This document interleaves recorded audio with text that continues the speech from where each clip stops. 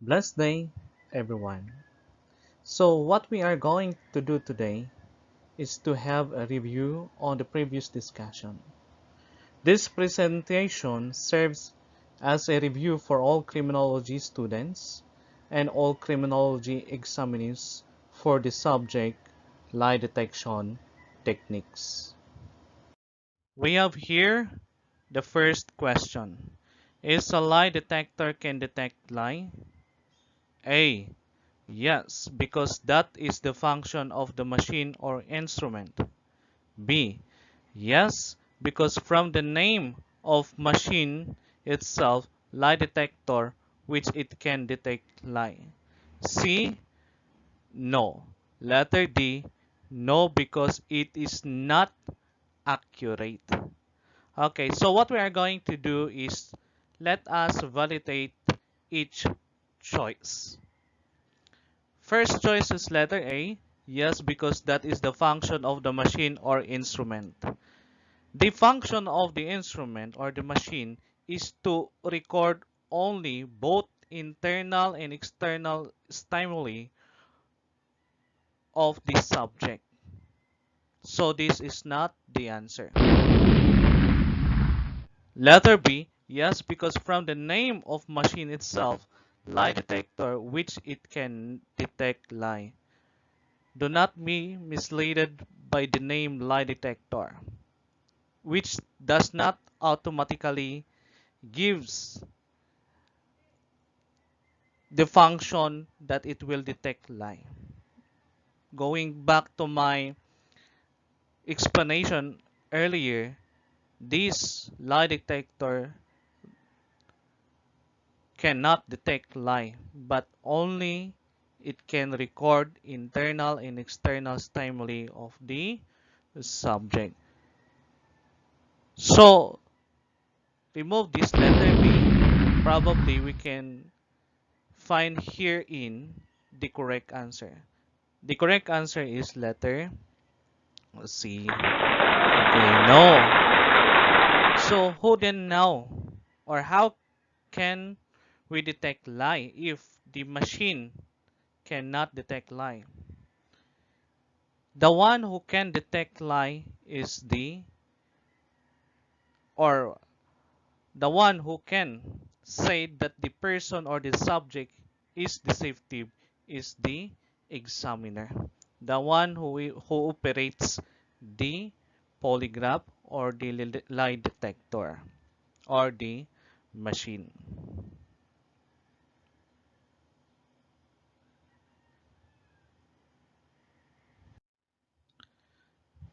Next,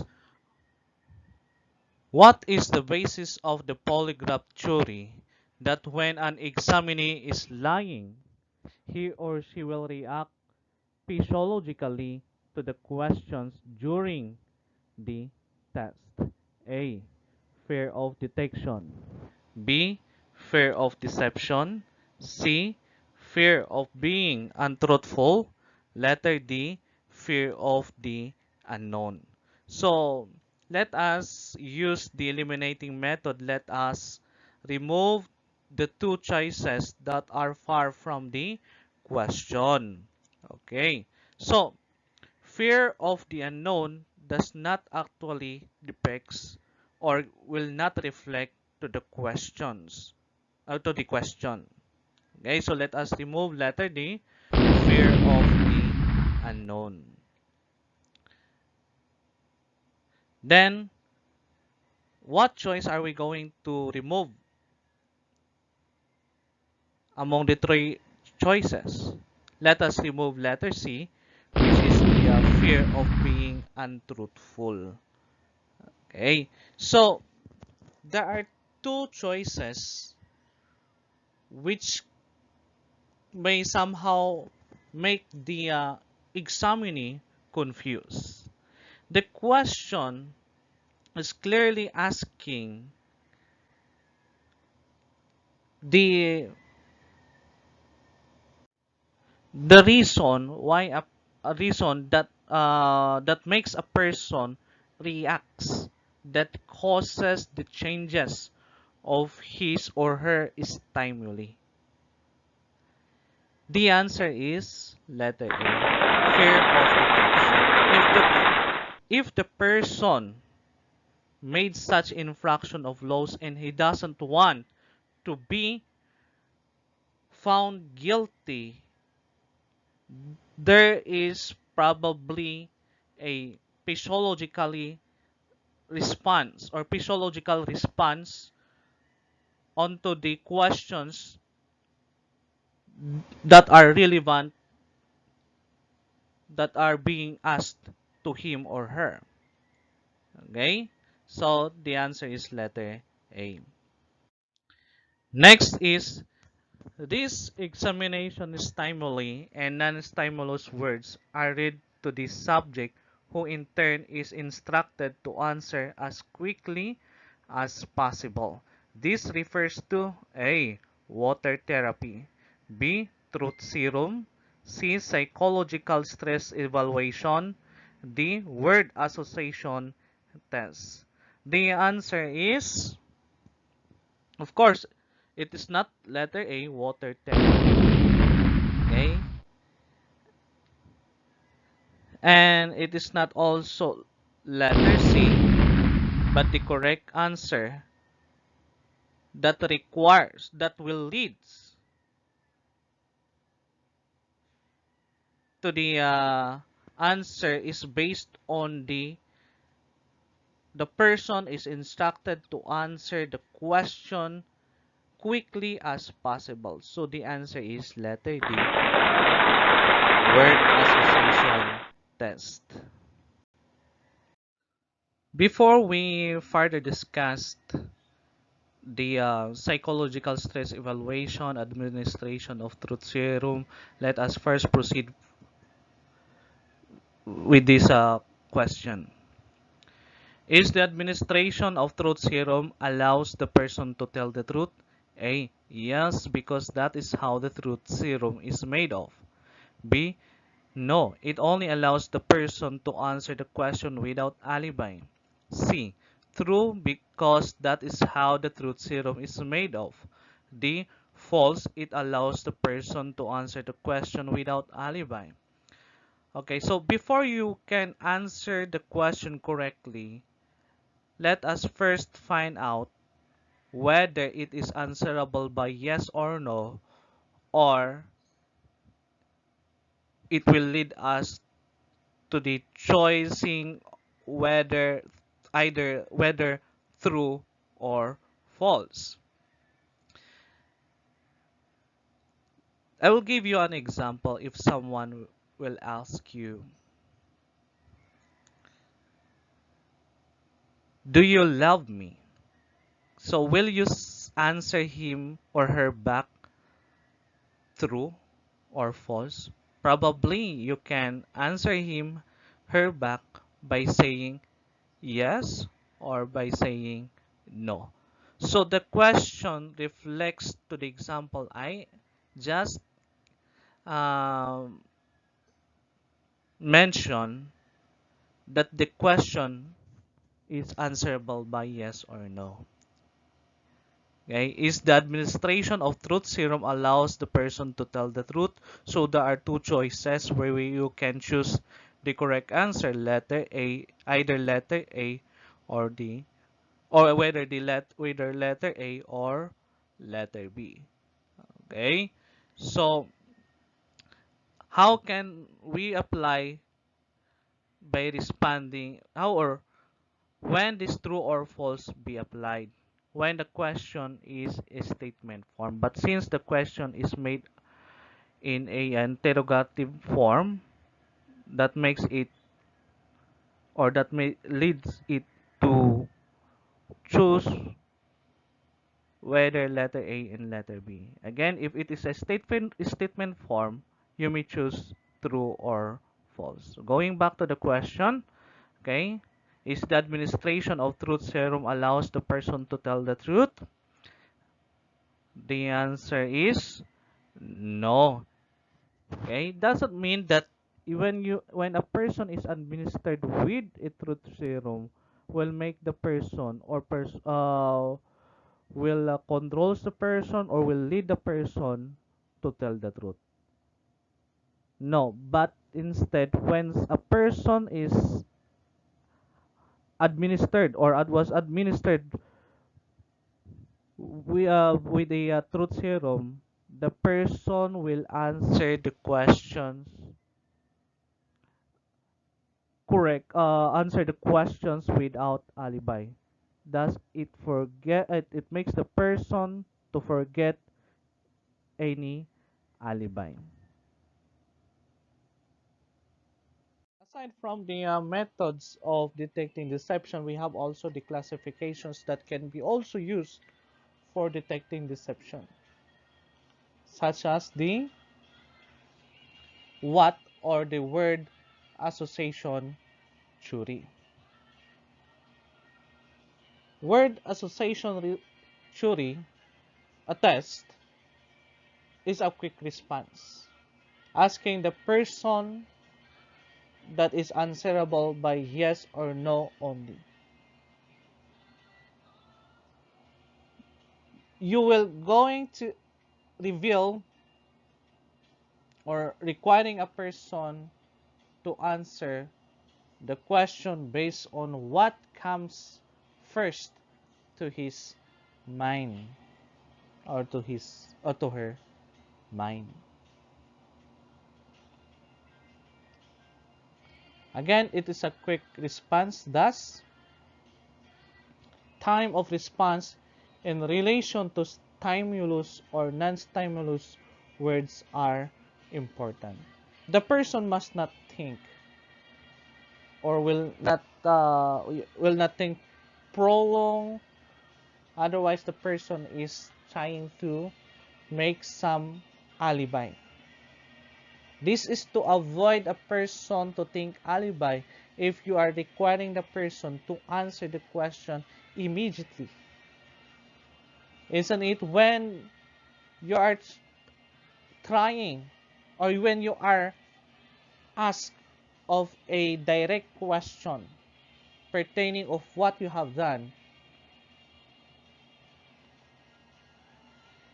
you can answer the question honestly, but only in your mind. But because if you don't want to be caught, you will now cover the truth with lies. You will now give alibi just to ensure that he will never quote you. Next is this PSE or the psychological stress evaluation. It is a response to a controlled situation. When a person speaks, there are audible voice and inaudible frequencies. When a person may try to hide the truth or trying to make some a story which it does not really exist, making some alibi or because of fear, there might be some changes on the tone of his or her voice. Because when a person is asked of a direct question, relevant question, he fears or she feel fear or anxiety that he might or she might be caught.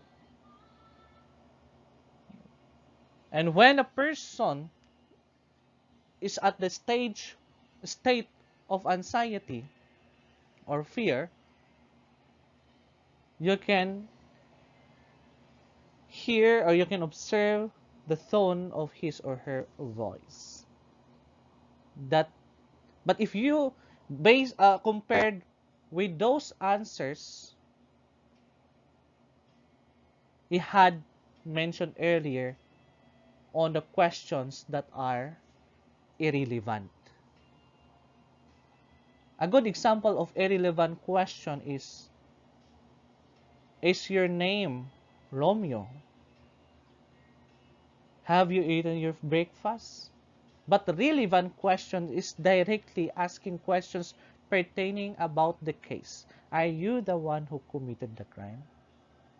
That is a good example of relevant question. And then the next one is the polygraph method, or the polygraphy as we had already discussed earlier. But that is only an overview of the polygraph. Okay.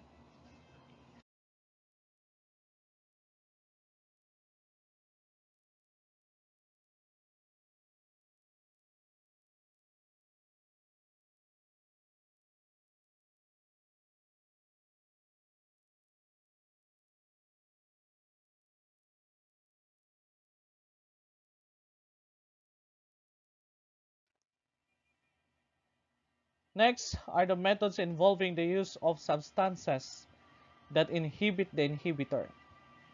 First is the administration of truth serum. It's the person who was injected with the truth serum will make the person to tell the truth. The answer is no. It does not make someone to tell the truth. When a person was injected or administered with a truth serum, will make only the person to give details of what he knows or what she knows. It forgets or it will disallow the person to give such alibis, but to give informations whether relevant or irrelevant, but what the people who administered truth serum to a person, all information coming from that person are true.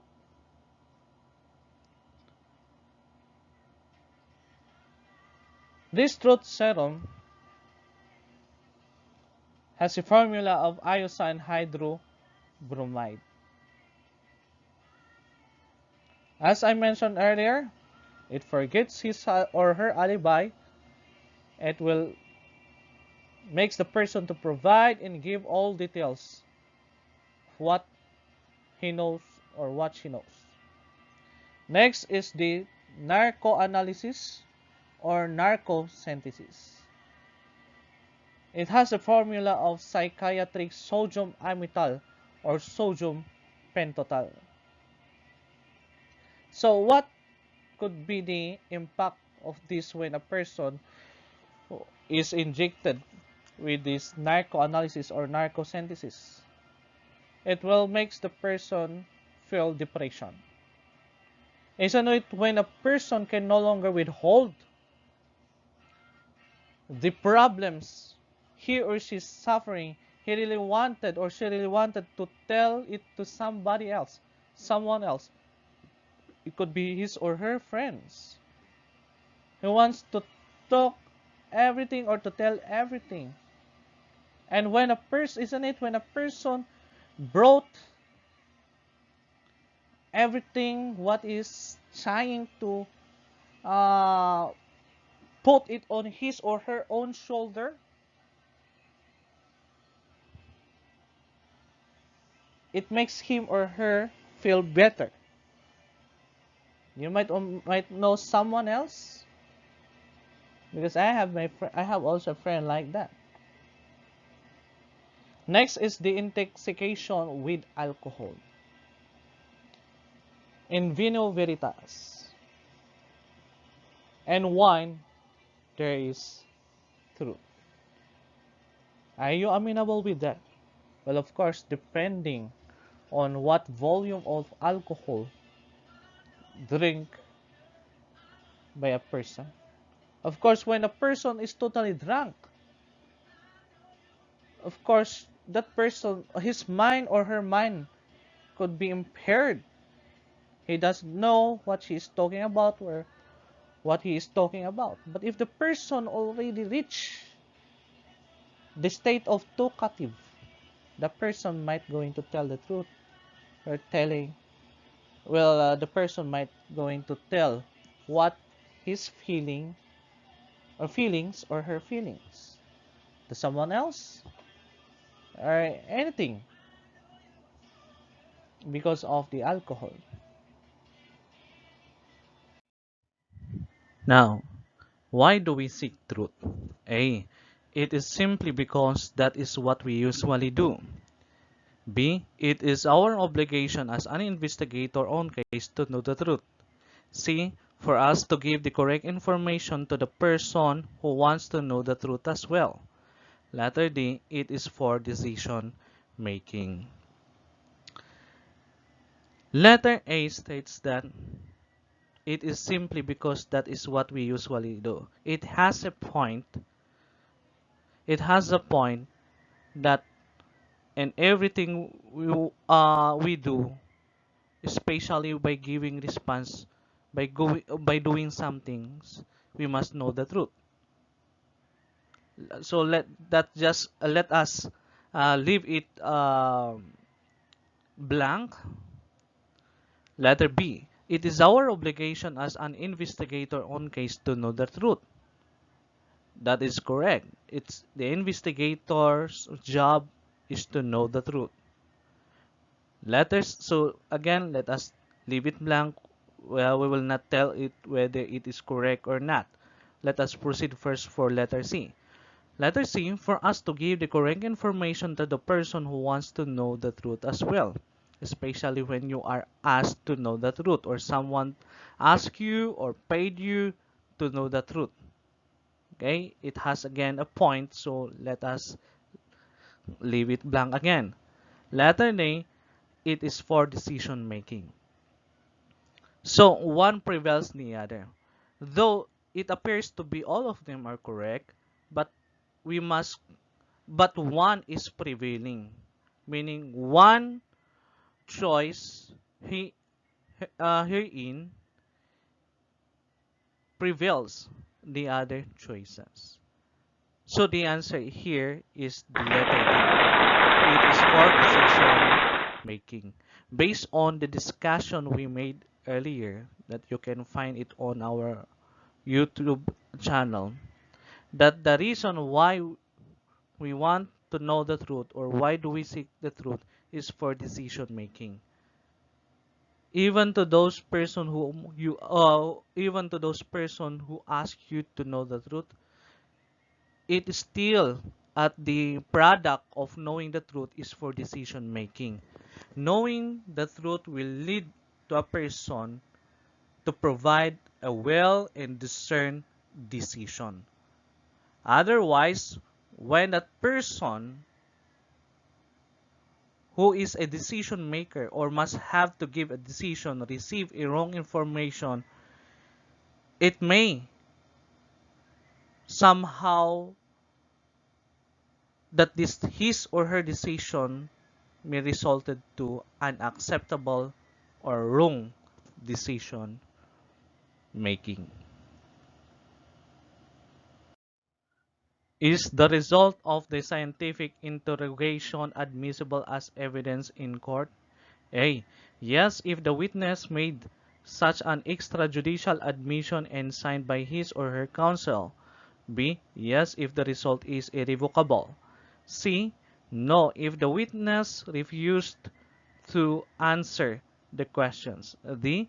No, if the result causes to the violation of right against self-incrimination. So letter A, the questions clearly asking if the result of the interrogation or scientific interrogation will become admissible as evidence in court. So we already know what interrogation mean. So this is a rigid questioning of a suspect. So let us find out the correct answer. Among these four choices, which one is correct? Again, one is prevailing to the other options. And which one is prevailing?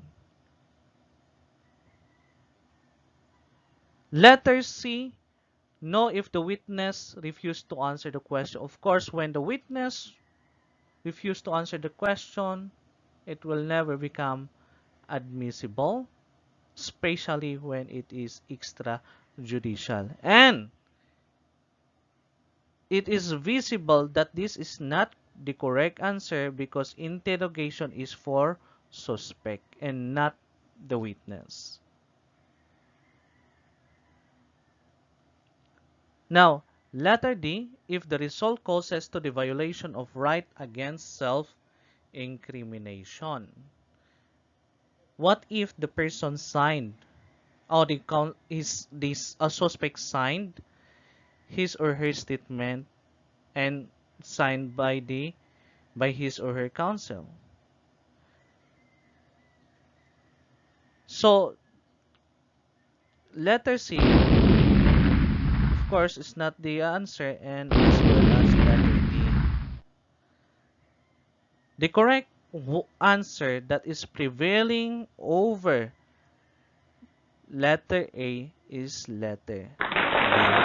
When we say irrevocable or irrefutable, it is not it is free from any questions, or it is no longer be it is not debatable because of its accuracy, how the statement were gathered, how the statement were produced, were all done in a correct procedure.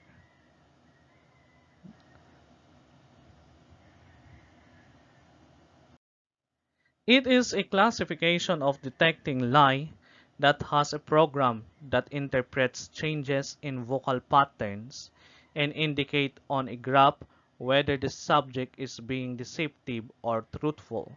This pertains to A. Brain scanning, B. Computerized voice stress analyzer, C. Iris analysis, D. Functional magnetic resonance imaging. So what would let us also apply this by apply the another technique in answering question. Let us find the the words that will help us to link to the correct answer. It says it clearly shows that the question is asking on the changes in vocal patterns. Perhaps the brain does not speak. Iris analysis does not speak. Functional magnetic resonance imaging has something to do with the brain scanning. Will not also will gonna speak. So these three are not the correct answer. So the correct answer is letter B. Computerized voice trace analyzer. So let us discuss one by one. We have also here the sophisticated techniques that can also detect deception. First is the computerized voice trace analyzer. It is a software programs that are designed to measure changes in voice patterns caused by the stress, which was earlier mentioned, or the physical effort or trying to hide deceptive responses.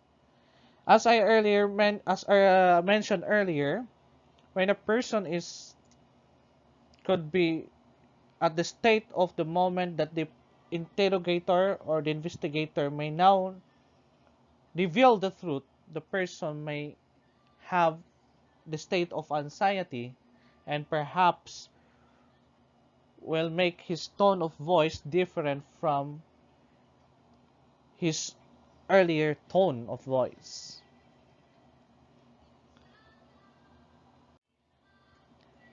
This computerized voice trace analyzer interprets changes in vocal patterns and indicate on a graph whether the subject is being deceptive or even truthful. Of course, there are many programs or softwares that were made, however, with the same concept, that is to detect the tone of voice of a person by reason of determining the truthfulness of a person. Another sophisticated technique is the brain scanning, that the functional magnetic resonance imaging has something to do with the brain scanning. This functional magnetic resonance imaging does not directly identify the neural signature of a lie, which does not read minds and determine whether a person's memory in fact contains something other than what he or she says it does. Thus, this technique can only become an aid for investigation or even for resolving civil suits or even other cases, as just like the polygraph result. Well, unlike polygraph tests, iris identification, or some may say eye detect, uses no cables or sensors. The test is automated, requiring no examiner, and the results are determined by a computer algorithm. Any movement from your eyes will be recorded by this program or even software. That because when a person may telling a lie, there might be some changes or even the movement or some irregular movement of his or her eyes.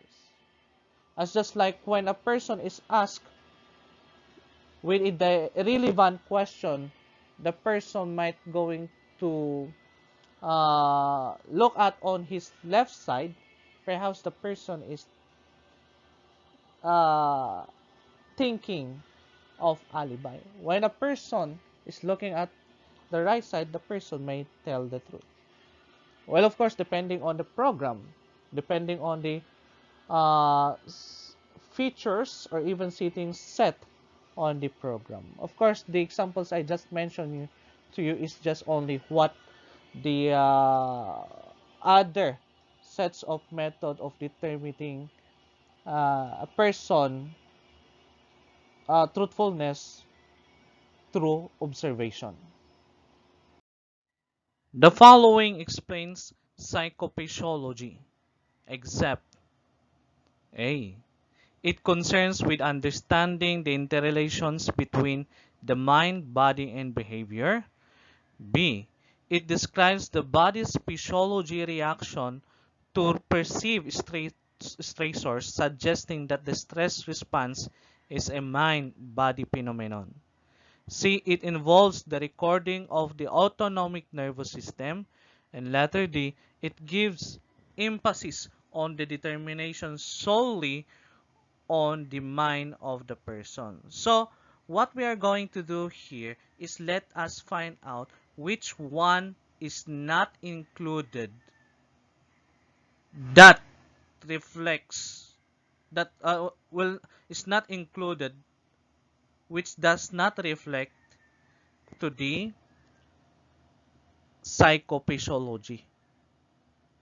Okay, A. It concerns with understanding the interrelations between the mind, body, and behavior. The statement is factually correct.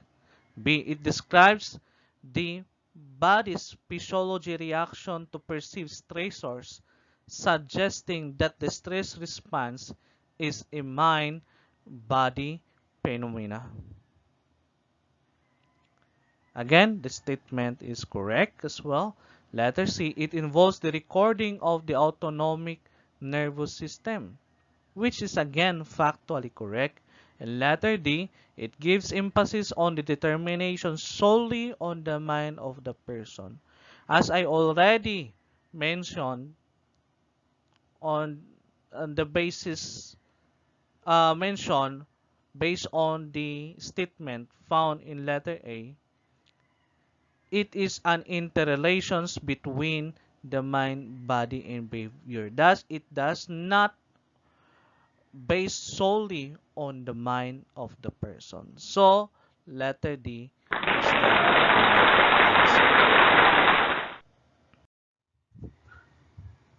While Mr. Alpha is undergoing interrogation, Mr. Alpha is obviously at an intense nervousness. Is Mr. Alpha can be concluded that he is hiding something or be considered as deceptive by considering the principle that if a person is not guilty will not show any signs of nervousness, not unless he or she is guilty. Okay, so taking a look at on the question is answerable by yes or no only. So our analysis will only focus on letter A and letter B. So reject letter C and letter D. Letter A says that yes, because it is normal for a person to feel nervous when he is hiding something or that he is guilty of a crime. If a person is not guilty or he or she is not hiding something, it is therefore the person would not probably show nervousness. While B says no, because nervousness does not measure the guilt of a person. And the correct answer is letter B. Because there you can the explanation can be found in letter D, because there are many reasons and factors why a person is feeling nervous during questioning. Thus it will become refutable or disputable when a person is judged guilty or deceptive by because of a sign of nervousness. Again, there are many reasons and factors why a person is feeling nervous during questioning, just like a person might be nervous that he may be found guilty to a crime that he did not commit, or because of his first time to be confronted by the law enforcers, or was his first time to undergo interrogation and many more. One of the basic functions of the nervous system that helps a person to come up with a decision and response is A. Receiving information, B. Guiding actions or output, letter C. Integrating or processing that information, D. Transmitting information and action. The answer is letter B. Okay, let us discuss it one by one. Before we proceed further, let us know first what is meant by nervous system. Nervous system is a complex combination of cells whose primary function is to allow an organism to gain information about what is going on inside and outside the body and to respond appropriately. It is the major controlling, regulatory, and communicating system in the body. It is the center of all mental activity, including thought, learning, and memory. Why do you think? Why do you speak? Why do you must think the answer before you write the answer? Why you must calculate first in your mind before put them or reduce them into writing? How can we memorize? How can we speak? Why we act what our brains want? It's just because of the functions of the nervous system. There are basic or three basic functions of nervous system. First is the it receives information or input. It talks about what we feel, what we see, what we hear, what you smell, and what we touch. Of course, that is the gathering of information. That is the processing, receiving of information, as I mentioned. And then, once you receive the information, there will, of course, a process that will incur. That is the integrating or processing that information.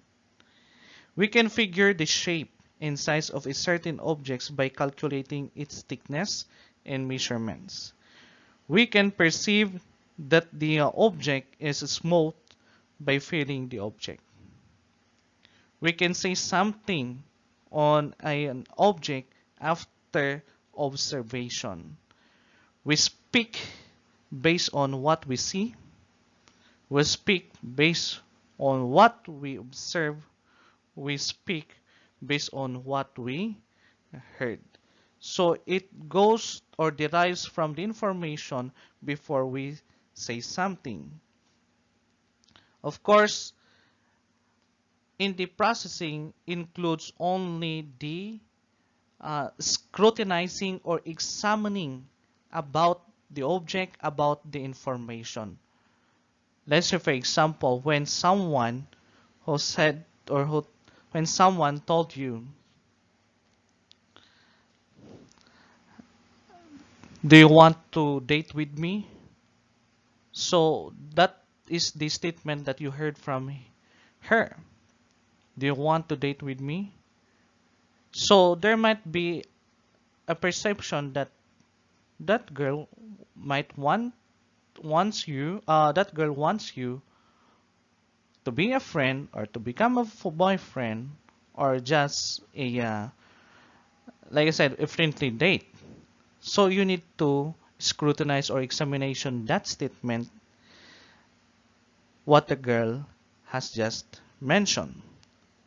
Because the third one is the guiding actions or output. So when the information is processed, of course, that information goes to your brain. It processes the information because there is a processor of our brain. So the information will be processed, will be examined, will be scrutinized until such time the brain will now give a, a directives or even a final output. As I mentioned, it is a guiding actions or output.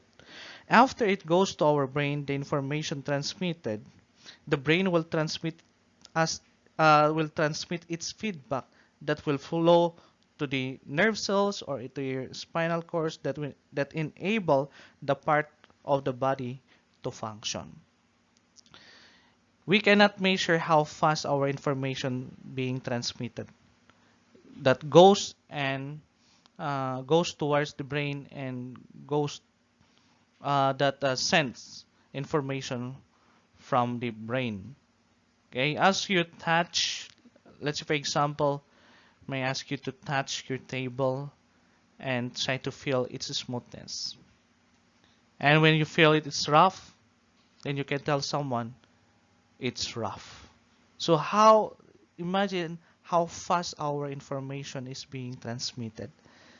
Okay, so your brain thinks what you're going to do, what you're going to say after the information has undergone to the processor of your brain.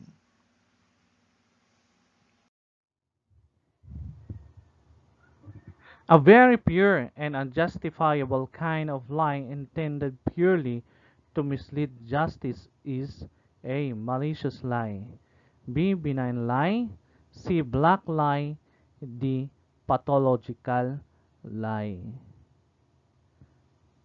So let us apply the eliminating method. Let us remove letter C, that this is for propaganda. And benign lie is which is also called as white lie. So these are not the answers.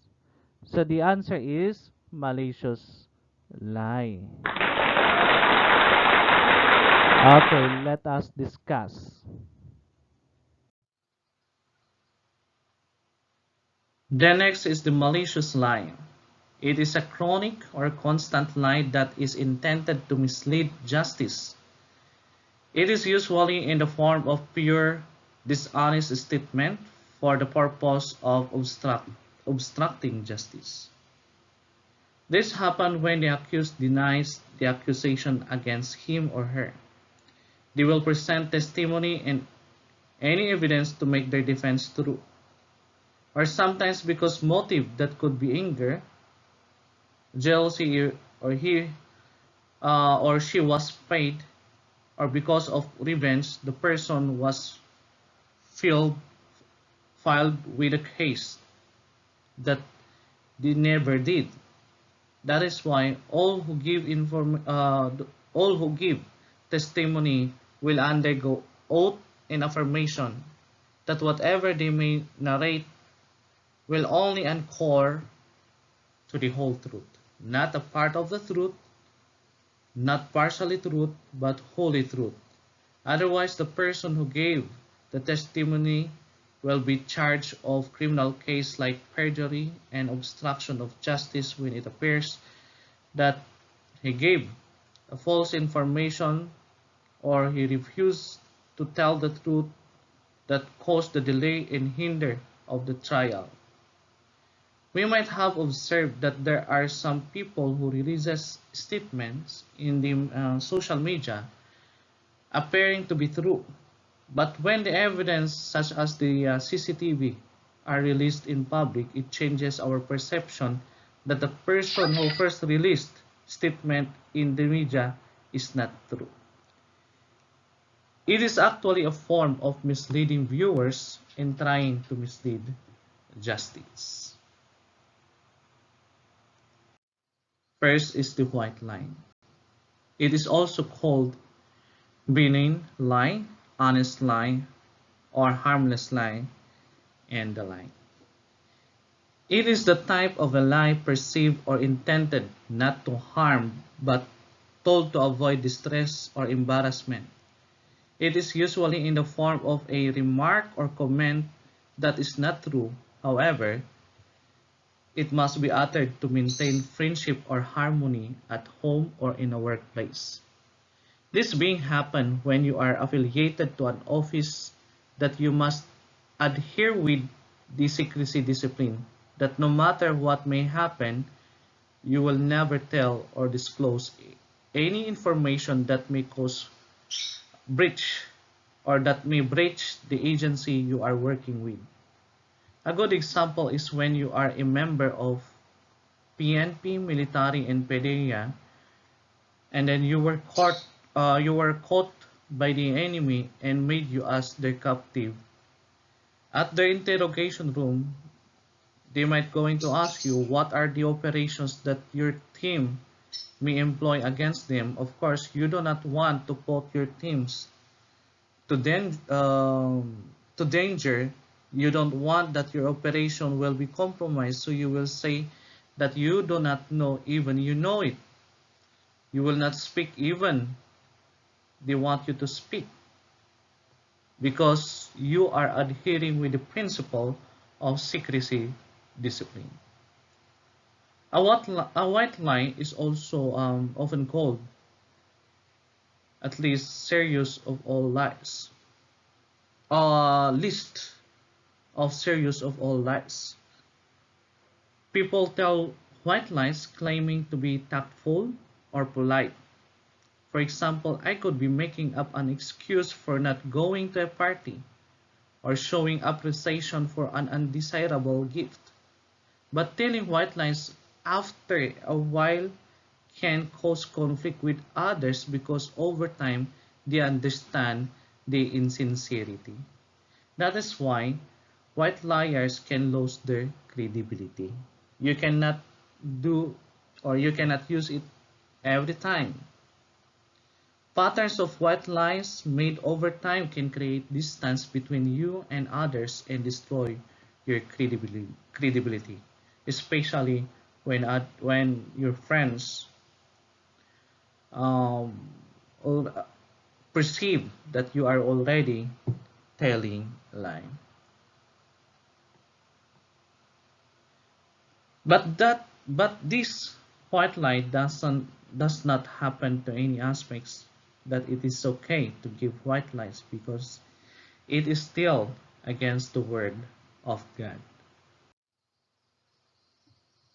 And the last one is the black liar. It is one who enjoys pretending and better known as hypocrite.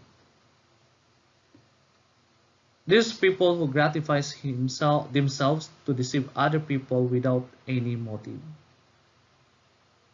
They become happy when they see someone believing their story. Sometimes it could be a prank, or it could be they want to tease everybody. They are happy when it appears at first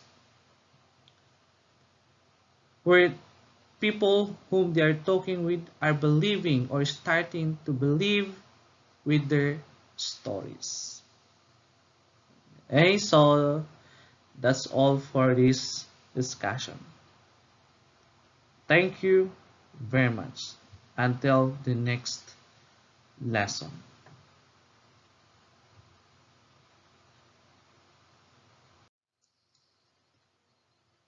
Next is the pathological liar. It is a sick person who tells a lie simply because he cannot or she cannot distinguish what is right from what is wrong. A good example are those people with invisibility, insanity, and mental retarded. Pathological liars often cannot seem to tell truth from lies and may contradict themselves when questioned. At first, you may somehow believe or uh, perceive that he or she might tell you the truth. But if you will again ask the question, rephrase the question, it appears to be inconsistency. Looking at the way how he answered or she answered the questions, it will appear it is appearing to be contradictory. Like I said, especially when these people are having problem with their mind. A type of liar where Mr. Alpha wants to gratify himself to mislead others. He loves to tease other people just to show that he is a good liar.